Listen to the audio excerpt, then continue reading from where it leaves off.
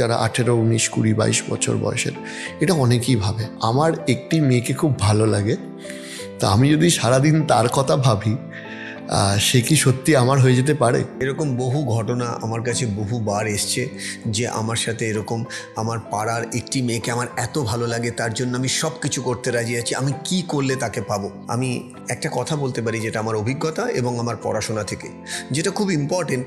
একটা স্পেসিফিক কাউকে পাওয়ার পিছনে কারণ কি? আলটিমেট তো ফিলিংস। এবার কোনো কিছু থেকে যদি আমি সেই ফিলিংসটা পাই, কোনটা বেশি ইম্পর্টেন্ট, ওই ফিলিংসটা না এক্স্যাক্টলি ওইটাই দরকার? যেরকম আমি তো হকি খেলে ভেবেছিলাম ইন্ডিয়ার জার্সি পরবো। আজকে যদি সত্যি হকি খেলে ইন্ডিয়ার জার্সি পরতাম, তাহলে হয়তো 2-3 বছর, 4 বছর, 5 বছর, রাইট? তাহলে হয়তো এই মৃণাল চক্রবর্তীর জন্ম হতো না।